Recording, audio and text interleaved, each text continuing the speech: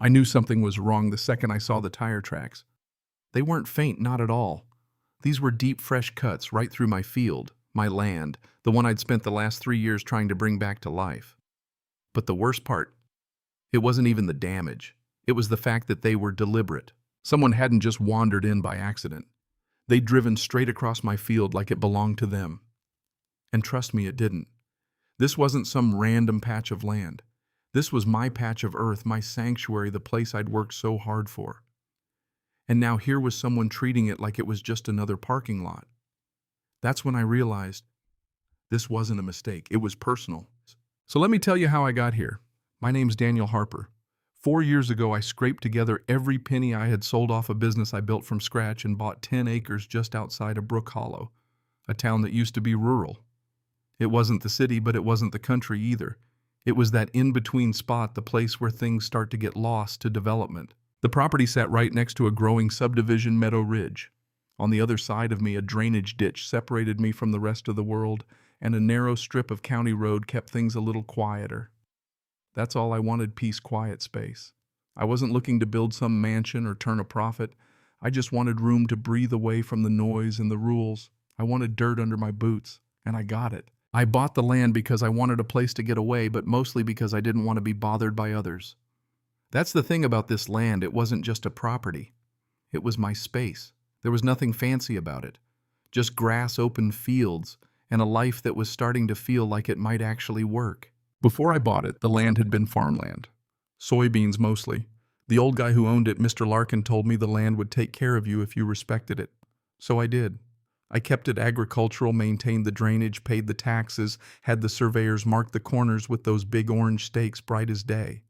There was no confusion about where my property ended and the neighbors began. No easements, no shared access, no handshakes or agreements with the neighborhood. Just my land and my boundaries. Then came that Saturday morning. Around 7 a.m., coffee in hand, I stepped outside to check on the irrigation lines. The sun was just starting to break over the horizon. That's when I saw it, the tracks. 2 sets cutting across my property like they owned it. At first I thought maybe it was some random mistake. A delivery truck maybe. A wrong turn. But when I checked again a couple of hours later, I saw what was happening. Cars. Lots of cars. SUVs, minivans, trucks with coolers in the back. The whole lot was showing up like it was their own personal venue. I didn't get mad right away. I wasn't about to charge out there waving my arms, yelling at everyone. But I wasn't stupid either. No one had called me, no one had asked permission. They had just decided my property was their solution to overflow parking for their little community event, the annual spring fair. It wasn't just about the cars. It was about the assumption, the audacity of it. They had decided my field, my space was theirs to use simply because it was empty. I grabbed my phone, pulled up the Meadow Ridge community page, and found the event flyer. It was bold, clear, and right there it said parking available across from main entrance. Across from main entrance. Which meant, yeah, right across the road from me. But no one had asked. No one had called. They had just taken it. And they expected me to let them. It's funny, you know how some people think that just because you're quiet, you'll let them walk all over you. But not me. No, I stood there and watched them tear up my land, my work, the grass I'd nurtured for months. And it wasn't the ruts or the dirt marks that hurt the most. It was the disrespect. I walked over to the event area, tried to get the attention of Claire Whitman, the HOA president. She didn't look at me like I was a person. No, she sized me up like I was some inconvenience. Just another problem she had to manage. I told her that parking wasn't allowed. She smiled and said they'd assumed it wouldn't be an issue. It was just grass, right? Yeah, just grass. No harm done. And that's when I realized how deep this went. It wasn't about the parking anymore. It was about boundaries, about respect. And I wasn't about to let her or anyone else walk over mine. So I went home, pulled out every document I could find, my deed, the survey, the zoning papers, and I started making calls. I wasn't angry. No, not anymore. What I felt was colder, calculated, focused. I wasn't going to let this slide. By 6 p.m., I had a plan. I called up my buddy Ray Callahan, who runs heavy equipment rentals. He's a good guy, and he knew what to do. By 9:30 that night, we had tractors blocking the only entrance to my property. Not just one, 2. They sat there like 2 big metal animals angled just right to make sure no one could get through. They weren't aggressive, but they were final. Anyone with a car would see them and turn away. I didn't make a big show of it. I didn't need to. The next morning, the first car rolled up, hesitated, and then backed away. And by 10:30, the whole neighborhood was on edge. Traffic was backed up, kids were whining, cars were overheating. And then the county truck arrived. The zoning officer, Curtis Hale, stepped out, and just like that, everything changed. Claire was quick to change her tone. She went from dismissive to polite, trying to make things seem like a misunderstanding. But Curtis wasn't having it. He confirmed what I knew: the land was mine. The vehicles had damaged the soil. It wasn't just grass. It was my livelihood.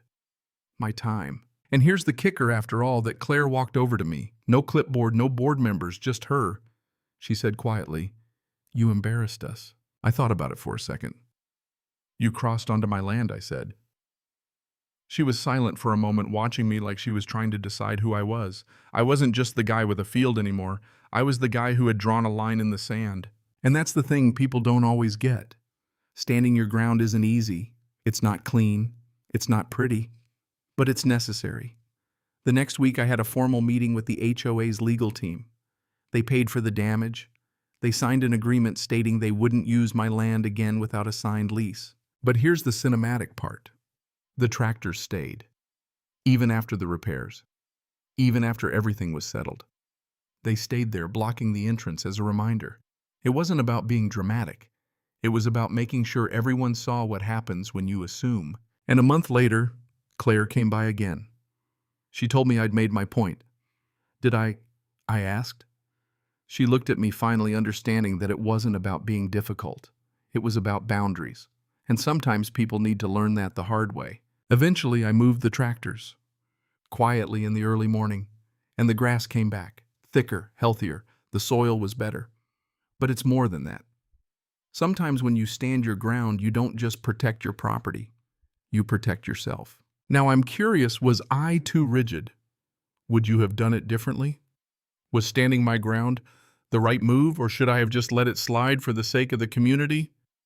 Let me know what you think in the comments. I'm genuinely interested in where you land on this whole debate: community versus boundaries.